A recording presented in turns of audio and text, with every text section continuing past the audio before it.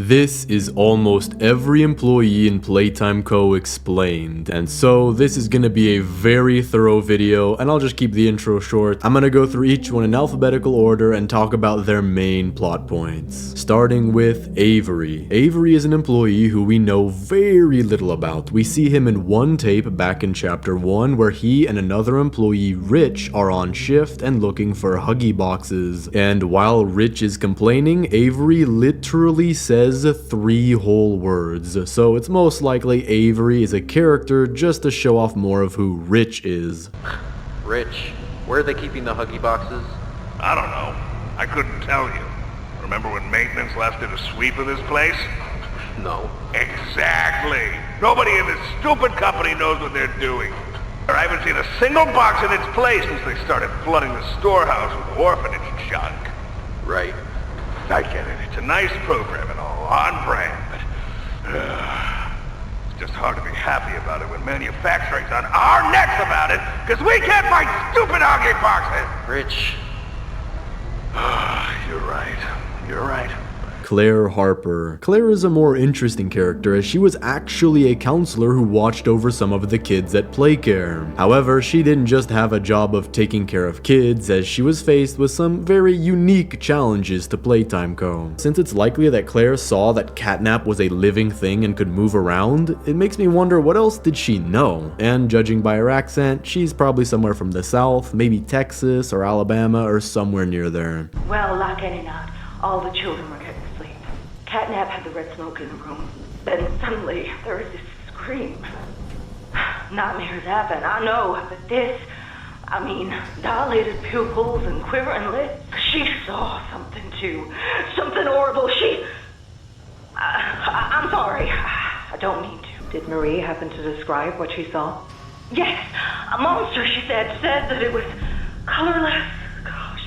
I could feel the poor little heart pounding. For her, it was right there. Eddie Ritterman. Eddie is one of the more secretive employees at Playtime Co. However, in Chapter 4, we actually did get to hear a lot more from him. He's Playtime Co.'s head of research, and he seems to be a bit of a loner, as he's almost never seen by any of the other employees, which leads me to believe he's heavily involved with the more secretive projects at Playtime Co., and he definitely knows everything about the entire company, as in one of the Chapter 4 tapes, we hear a discussion between Eddie, Laith, and Stella, 3 out of the 4 employees out of the entire company with executive access, where they're discussing the problems with working alongside Harley Sawyer. And they eventually figure out a solution, which ends up putting Harley into some sort of cyborg-like state so that they can still use his mind for whatever they need. However, in the tape we hear that the first thing Eddie resorts to is killing Harley, saying that it's not the first time they've made someone disappear. This recklessness has to stop. The doctor has no regard for the safety of this facility or its staff. Or the children in Playcare. The guy's gotta go, Laith. And how do you suggest we do that? This wouldn't be the first time we made someone disappear. We can't kill him, Eddie. Why not? Because like it or not, we need him. Eddie's right, though. Sawyer can't keep leading this project. But the thing is, the only reason they didn't kill him was because they still needed his mind. And this shows that Eddie is willing to break all moral bounds for the sake of profit or gain. Which we hear perfectly again in the construction tape, where we hear a conversation between Eddie and someone who seems to be a higher up in a construction company who built a lot of things for Playtime Co. Where Eddie seems very nice and accommodating at first. However, the second that Eddie is asked for an explanation as to why they need a prison at a toy factory, Eddie shifts the mood and downright threatens the man's life by getting extremely close to a ledge and talking about falling. If there's anything you need from me, do not hesitate. Actually, I've got something I want to talk to you about. I don't like what I'm supposed to be building here. What in the world would a toy company need with a prison? If we're gonna make this thing for you, then I need that assurance. It's a game. Something for the kids. Anything. Let me give you a bit of history, friend. In 1972, you signed a contract. In 1990, you signed another.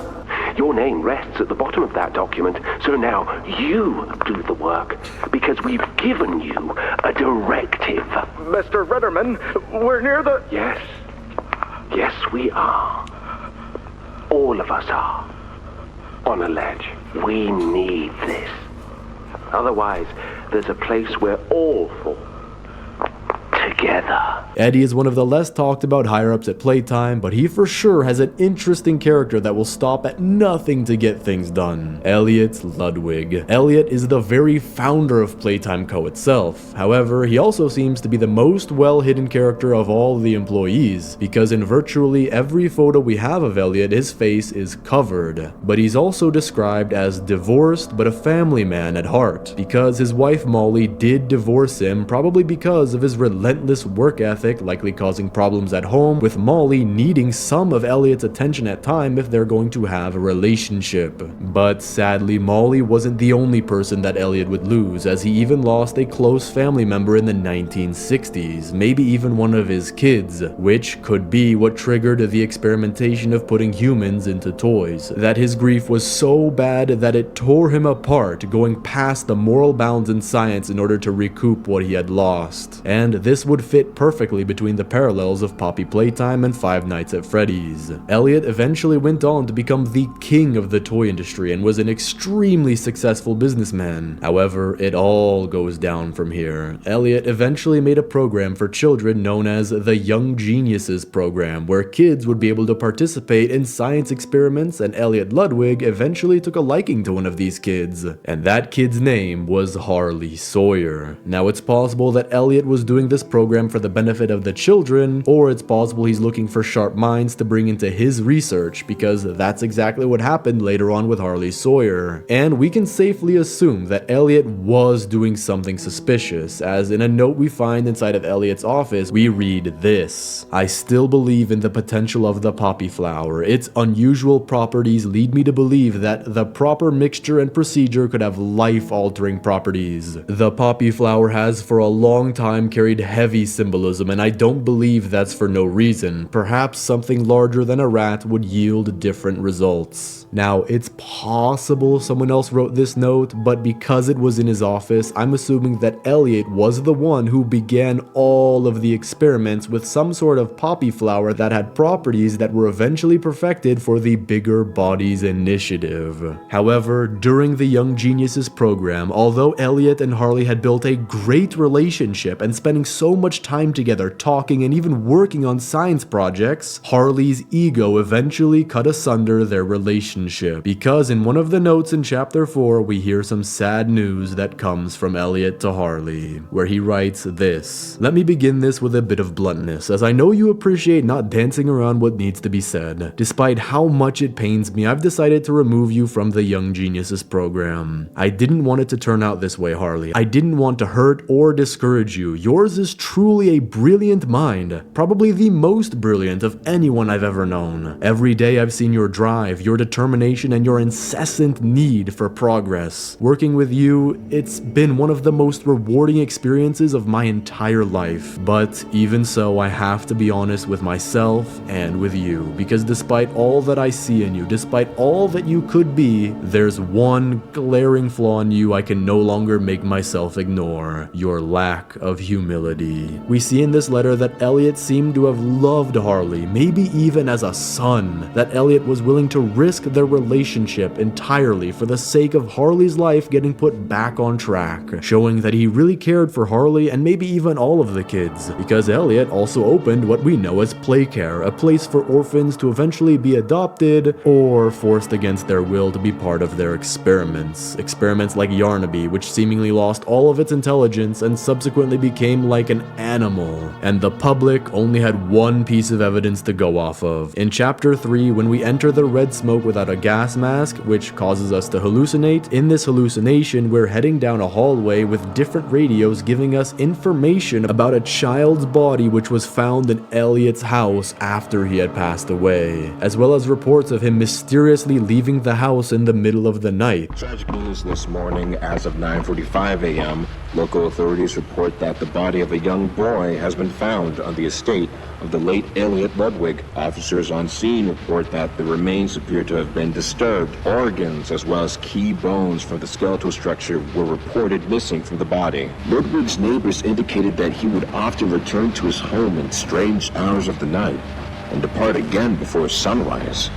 Some believed he was sick. Now, this does appear in our hallucination, but it's possible that it was real, similarly to how we hallucinate Catnap's appearance at the end of chapter 3, but we really do zap him in the end, leading me to believe that the tapes we hear are really there, or it's our subconscious remembering them. And somewhere around 1990, Elliot Ludwig passed away, leaving behind his legacy and experiments for the next generation. Harley Sawyer. Harley is known as the Doctor and was very close with Elliot in his childhood, but after receiving the letter from Elliot to leave the Young Geniuses program, I'm assuming that there wasn't anything said between them for a very long time. However, this is definitely not where his story ends, as Harley was scouted to work for the company, as we have a very crumpled piece of paper with a list of doctors on it, one of them being Harley Sawyer, and the note attached reads this: "With great effort and resources expended, namely travel time and the cost of a caffeine addiction, I've gathered a complete list as requested. With the little information available from the onset, picking up the trail of these individuals was difficult. Regardless, you keep me on retainer for a reason. Here's your list. Yours, Lockhart." Now, it seems weird that if they're looking for a doctor, why would Lockhart have to pick up trails of people? Why not just put out a regular job application for a doctor position? Well, it seems to me that it's possible that he was told to specifically find people who used to be in Elliot's Young Geniuses program, which explains Harley Sawyer's appearance on this list. And that would also explain that it's not just a coincidence, and with his name being circled in bright red, he eventually received a letter from Laith Pierre offering him a job at Playtime Co., which says this: "January 15th, 1990. Meet me at the Playtime Co. factory. Believe me, you'll know me when you see me." Now, with almost 100% certainty, we know that Harley showed up because he did begin working at Playtime Co. And being an ABNS certified neuroscientist, ABNS most likely standing for the American Board of Neurological Surgery, he must have been initially confused what in the world they wanted him to do with toys. But in the tape we find in Project Playtime, we learn a lot more about Harley and what his position at Playtime Co. was and what he was about to do. My name is Harley Sawyer.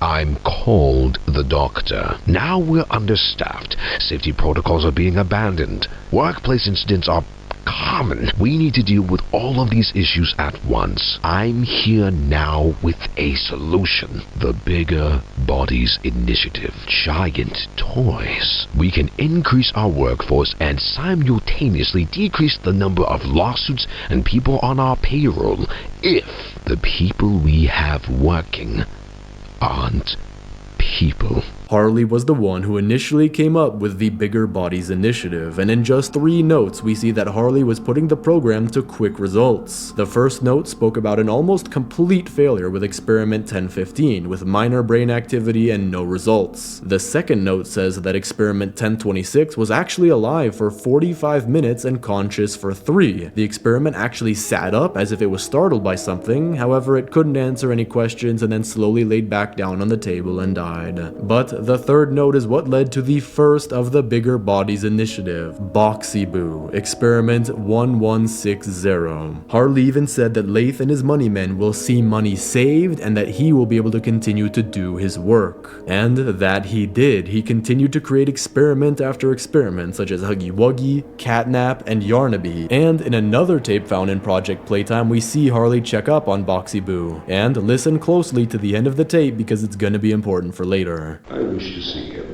Of course, he's just... And here you are, the first of many. Naturally, you have proven my Bigger Bodies Initiative a success. Get me an update on the situation with Rolling Stone. What is that? Who is that? Turn up the camera now! Now you might be wondering who was recording. Well, in my opinion, it was probably Rowan Stoll, another employee that we'll get to in detail later, but in one of his tapes, Rowan is leaving a message for whoever sees the video, and he says he has proof of Playtime Co.'s dark experiments, and having a camcorder back then is way different compared to us just always having our phones. It leads me to believe that Rowan was the one recording this, especially because Sawyer yelled, "Who is that?" Which means someone must have been sneaking around trying to gather some evidence on the sick and twisted things that Playtime Co. was doing. But in Harley's case, this anger we see here is not a one-time occurrence. Harley was talked about in other notes as being a very peculiar person and easy to set off, but one of his more useful qualities, at least to Playtime Co., was his mind. Being a neurosurgeon means he's definitely not an idiot, and in his notes on Yarnaby, he showed his ability to manipulate. He wrote about Yarnaby's dog-like loyalty to certain staff members, and concluded that he was going to isolate Yarnaby and become its entire world. Similarly to how when a dog is left alone at home, it won't stop jumping on you the second you get back. And it seemingly worked, but in order to tell you how it worked, I first have to tell you why Harley Sawyer was eventually fired. In the Chapter 4 tape, we hear a meeting between higher-ups who are talking about Harley Sawyer and the problems that comes with working with him. And based on the ending of this tape, we know that they did something to Harley, especially since we literally see him in a giant metal-like thingy in the game. Playtime may have turned a corner financially, but that doesn't change the fact that his bigger bodies initiative is still a money hole. What do we do? There is one thing I can think of. But what's even more interesting is that we can figure out when Harley Sawyer was betrayed. As in a tape in Chapter 3 recorded around 1994, we hear Lath say that Harley is out and that they'll have to find a replacement, which is weird because if he's just out, why don't you just wait for him to come back? This is Catnap. Hey, Theo. How you doing, bud? Normally I'd have Dr. Sawyer do this, but he's, out, let's say. So you got me until they find his replacement. This is officially your 4th year in your new body, and you've made some real progress, pal. And also in another letter regarding Yarnaby, we read this: "The mind of an animal does not process grief in the same ways as people. If a dog's master dies, it waits around at the same places and wanders where the scent is strong, thinking someday its master has to return. Someone above my pay grade can decide what to do with him. For now, he can sulk and spend his days wishing for a master that I can guarantee you didn't care for him at all." And the reason that this note is evidence for the time frame of when Harley was let go is that earlier Harley said he would become Yarnaby's entire world. And now this letter being written in 1994 saying that Yarnaby misses its master, and the tape pointing to Harley disappearing sometime in 1994, we can say with about 100% certainty that Harley disappeared about a year before the Hour of Joy in 1994. However, it seems to be that Harley might have actually had a hand to play in the Hour of Joy, because while he was in his new body, we hear a conversation between him and the warden, and in the background we hear alarms going off and the screams of both humans and monsters, where Harley convinces the warden to give him the Omni-Hand to save the warden's life, but knowing Harley, the warden probably didn't survive, which allowed him to now have full control over the entire factory. The Omni-Hand. If you give it to me, I can get you anywhere. I'll have control over everything. I'm giving you the tool. Just get me out of here. Please. Of course. And after the Hour of Joy, Harley didn't just sit around. He's now working with the Prototype seemingly having the position of authority over him, as in one of the tapes we hear a conversation where they're after some sort of secret. Meanwhile, the Prototype won't let Harley into the labs. Time is precisely what we do not have. Then I suggest you find some more. That will give me labs access. At least with the two of us. That is out of the question. Fine. But you have no staff, virtually no test subjects. It's hardly ideal conditions. I can only be reactive up here. Then of what use are you? You know I'm still your best shot at cracking that secret. And it's hard to tell exactly what that secret is, but because they're talking about test subjects, it leads me to believe that the prototype might be doing something with the orphans that only Harley would know how to do because of his experience with the Bigger Bodies Initiative. But it seems that during our journey at Playtime Co., Harley has actually been watching us from the very beginning, as all the way back in the Chapter 3 Story So Far video, in the ending, Harley reveals that he's been watching us and he actually wanted us to come down the elevator. And finally, in Chapter 4, Harley reveals himself to us in the train going to the prison, where he calls us a little germ, saying that we've only made it down here by the skin of our teeth, and now he's going to play around with us. Which he does, because later in one of the prison blocks, he unleashes many nightmare critters on us, forcing us to fight them off, until he just tells them to stop out of nowhere. Then he also releases the red smoke on us in a different block, which we just barely managed to escape. However, Harley took these games just a bit too far, as when we finally make it to where he's stored, we fight off the Sarley Hoyers, allowing us to remove Harley's Omni chip and kill him. But this is interesting, because for some reason, the prototype never intervened here. Maybe Harley was no longer of use to it, and it already had the secret that they were after. I guess we'll have to figure that out in Chapter 5, but for now, this is the ending of Harley's story. Head of Security. We don't know the Head of Security at Playtime Co.'s name, because the only thing we really have on him is a message to Leith talking about a man who was killed by stabbing, and his body was probably found weeks after the incident. And the Head of Security might know what's going on, as he says at the end of his message, "All that said, we can't be passive here. How do you want to handle this, Leith?" Which leads me to believe he may not be a very important character, or he might show up later in Chapter 5, or he actually might be the Warden, because the Warden would be Head of Security would be Warden, but for now I'm not making the connection. The Interviewer. The Interviewer is a character we see only in one tape, which is the Stella Graber interview, where he pretty much just asks her a bunch of questions about why she wants to work there, and although he's not too important, it gives us the beginning of Stella's story, and she'll be an important character for later. So, Stella, what made you want to work at the Playtime Co. factory?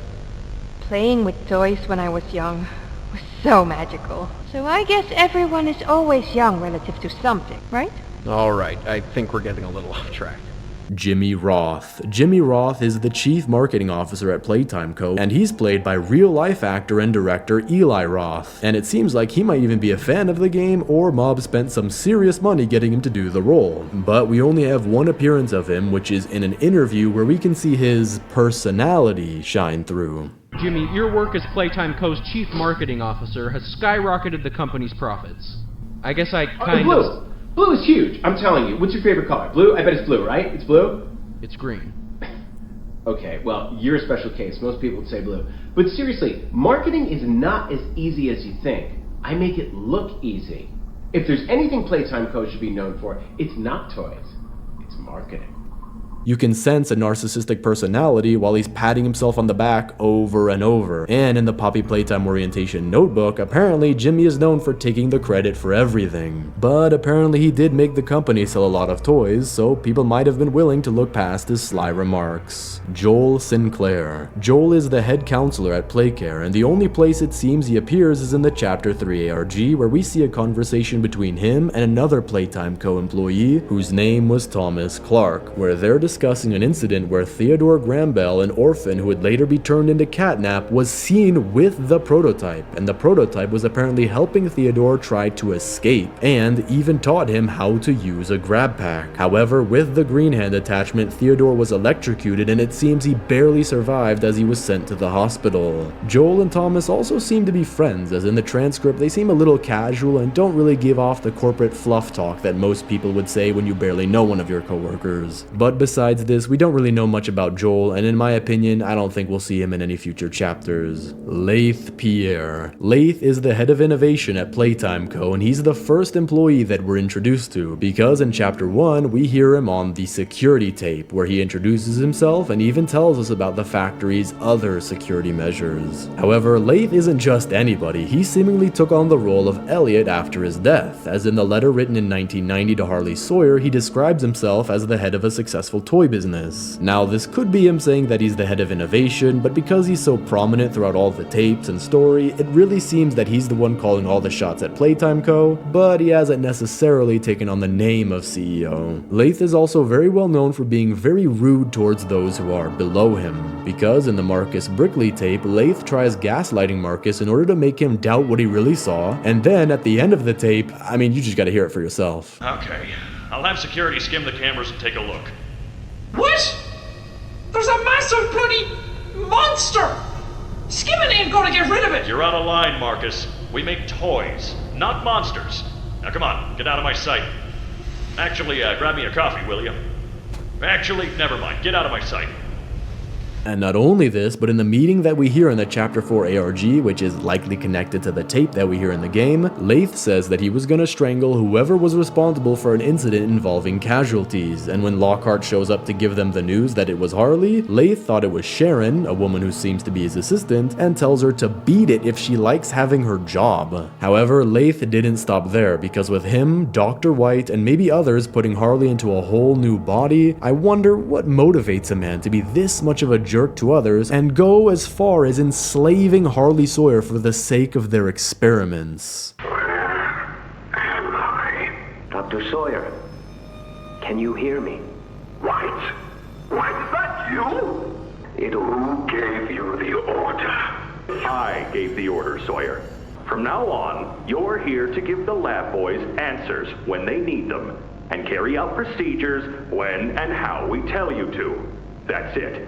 So fight, or give in, or whatever. Because either way, we own the infrastructure you're wired into. Well, it's hinted in one of Harley's reports where Harley talks about Boxy Boo, their first major success in the Bigger Bodies initiative, and he says this: Lath and his money men will be placarded. They will have their investments and see money saved. This, in my opinion, shows that Lath is in it for the money, which might be the reason he became the head of innovation at Playtime Co. A strong will and unquenchable desire for money are very powerful motivators for a man without God in his life. Lath was also heavily part of the Bigger Bodies initiative, seemingly funding the whole thing, and he even interacted with some of the experiments, like in the Catnap check-in tape that we heard in Chapter 3, where Lath tells Catnap that Harley is out, and when Catnap says that the prototype will save him, Lath shuts him down immediately and even tells him that he belongs in the prison. Is his, voice thingy still broken?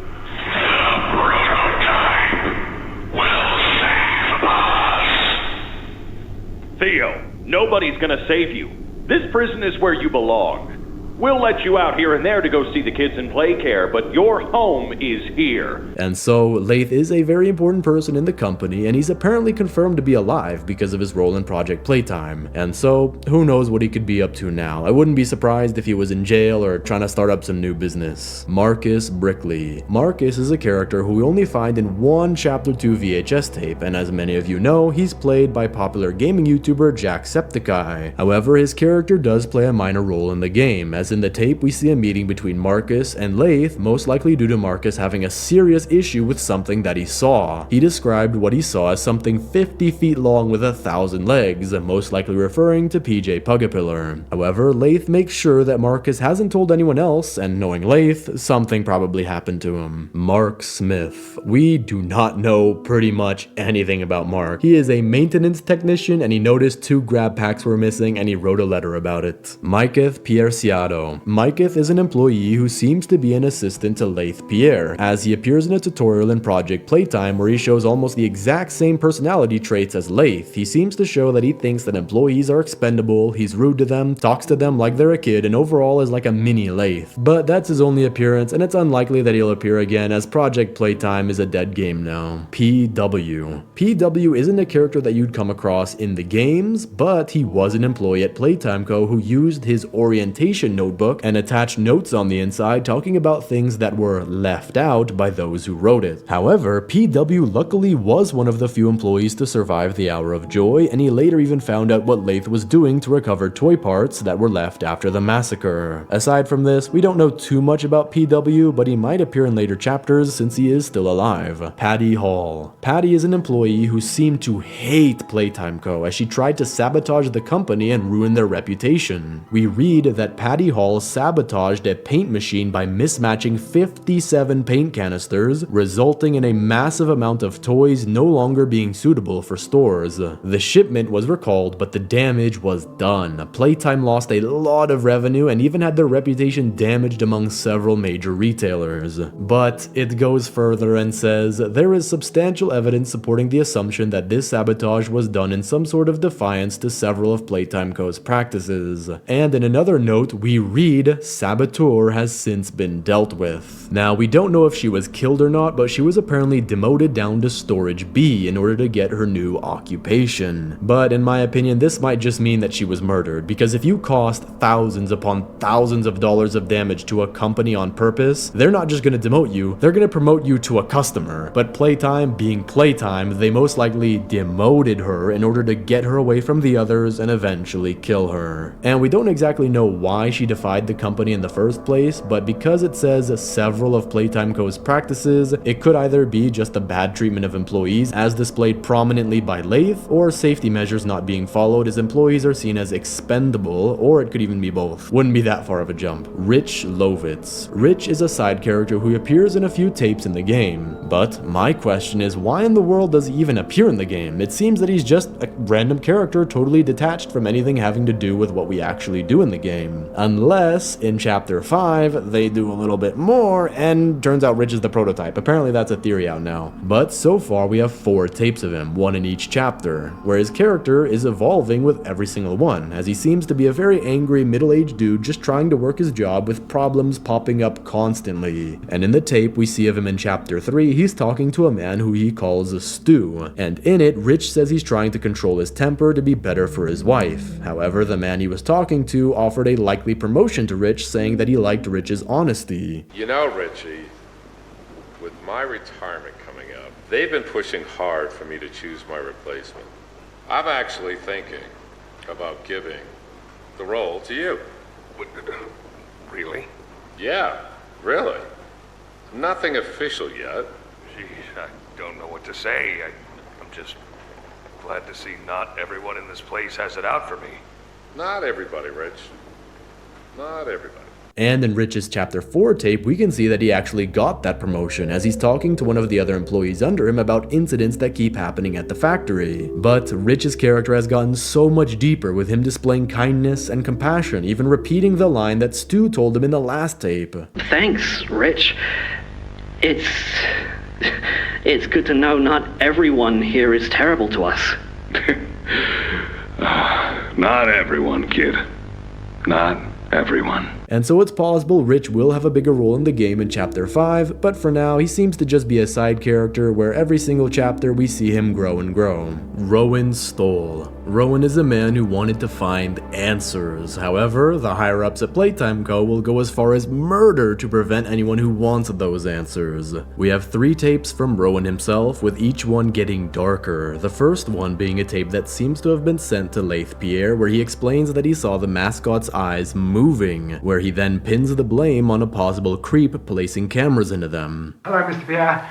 Look, I'm filming this so I can hopefully prove what I saw. Look, if some creep is hiding nanny cams in our mascot's eyeballs, then it's something that needs to be taken seriously. However, the second tape also was addressed to Lath, but this time Rowan has a very awkward demeanor and says that it was a whole big misunderstanding and he didn't actually see anything. Mr. Pierre, I just want to apologize. I was wrong. Nothing weird is going on here at all. See, I talked to the maintenance guy, and he admitted that he'd not done his due diligence maintaining Huggy, so his eyes probably just... To me, he's not just admitting some mistake, but rather it seems he's trying to lie in order to save his job or his life. Because in the third tape, we see Rowan in a very different light. He's breathing heavy and claims Playtime Co. took away his pension. He's been getting written up over and over, and his car tire flew off while on the interstate to where he almost died. I'm scared, and I don't know what to do. I think I'm gonna die. They took away my pension. They've been writing me up, left and right. Somebody's hampered with my car. One of the tires flew off on the interstate. I nearly died. For whoever's watching this, my name is Rowan Stoll. I work for Playtime Co. It's a massive toy company. But sadly, just like others who've gotten in the way of Playtime Co., Rowan was dealt with. As in another recording, we see security camera footage of Rowan being brought down into a room with Boxy Boo, who eats him faster than he can even react. The Scientist. We hear The Scientist in 4 tapes, 1 in each chapter, all of them having to do with experiments, and 2 of them having to do with the prototype, meaning he might have been a higher up in the science department since he's working closely with probably their most deadly creation. In the first 2 tapes, we hear him speaking of the prototype. In chapter 1, we hear supposedly his death during the Hour of Joy, where he pins the blame onto the prototype. In chapter 2, he recounts a story of the prototype nearly escaping containment by using parts in his room to create a laser pointer which disabled the security camera. But in chapter 3, we hear a conversation between him and a child concerning Kevin Barnes, one of the 3 candidates for Project Doughy. In it, we hear that he's also very good and willing to lie to children, telling Kevin's friend that Kevin is just very sick right now. Meanwhile, he's about to be turned into a monster. Though highly irregular, we've pulled him from the home sweet home just before lights out to perform. What are you doing with my friend? What are you doing out of bed? How did you get in here? Is Kevin sick? Why did you take him away? Yes, Kevin is very sick. Very, very sick. But we want to make him better. But he can only get better if we take him to where we can provide proper care and give him proper rest. Well, do you really think he will be okay? I should think so.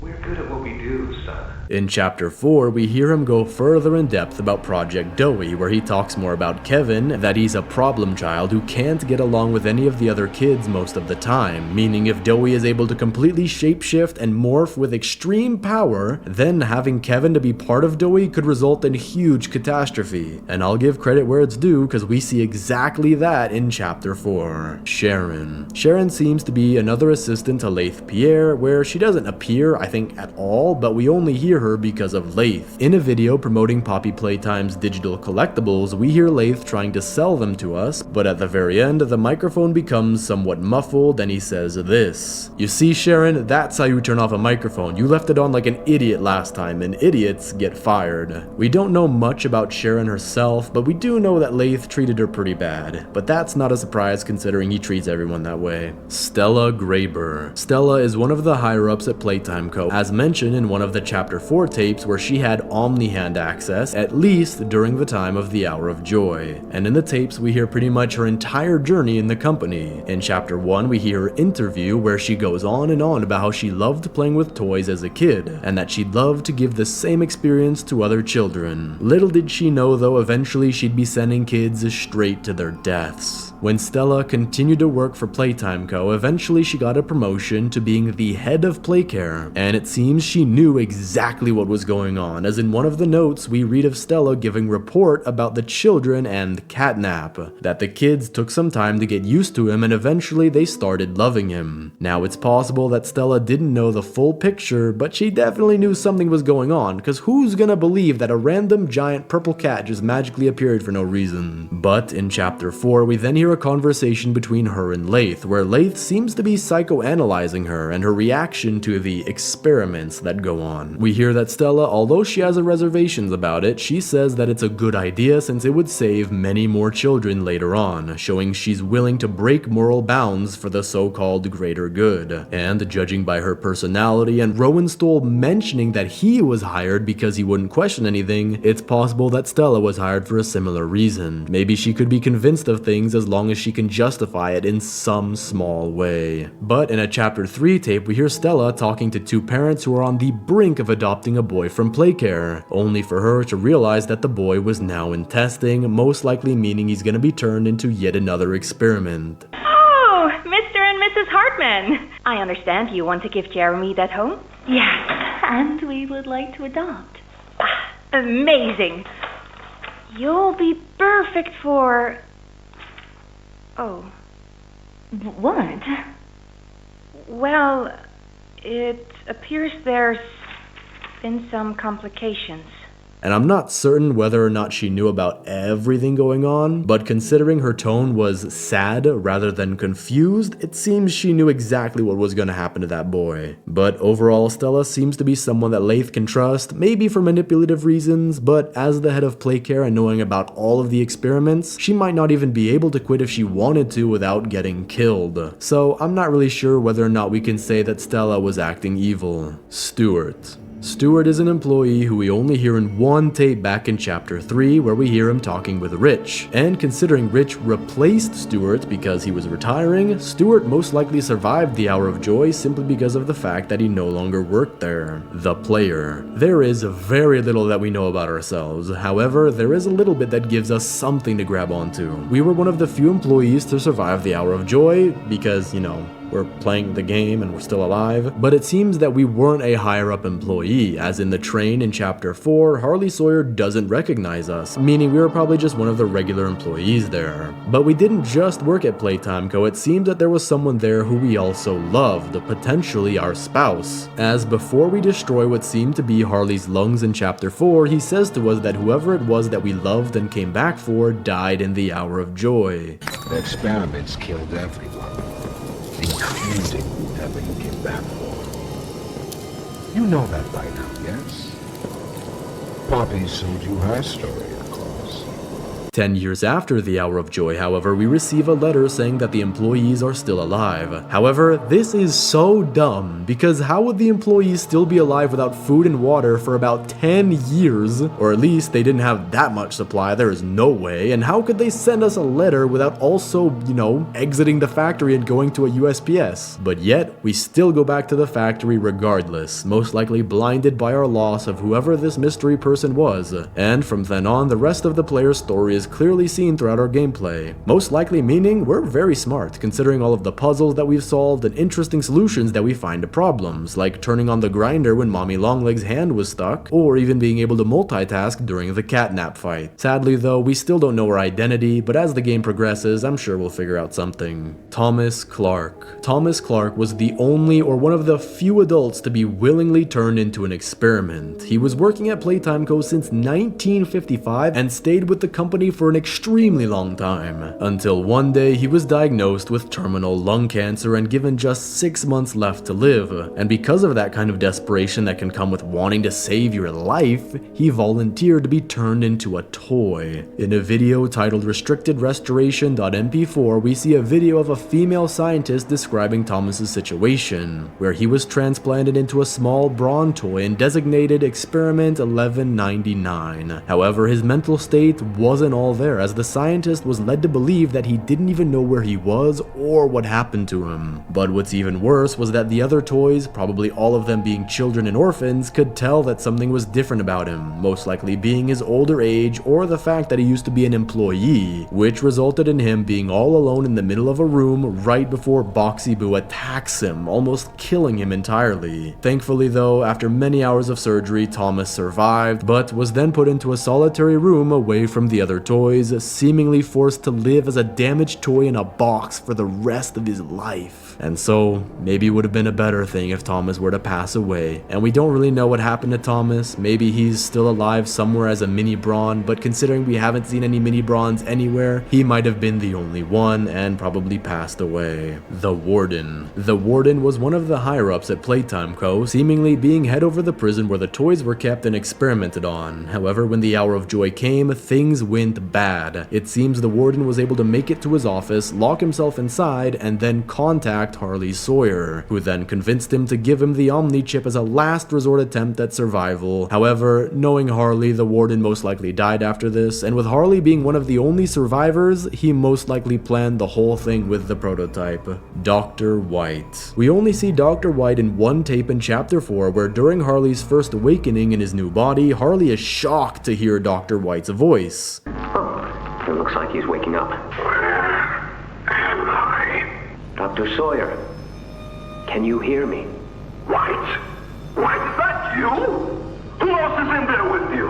You enjoy watching me rise like one of them? showing that they were probably close and Harley wouldn't expect this kind of betrayal from him. And that is almost every single employee in Poppy Playtime. Let me know if I missed one down in the comments, and let's hope Chapter 5 will have another rich tape.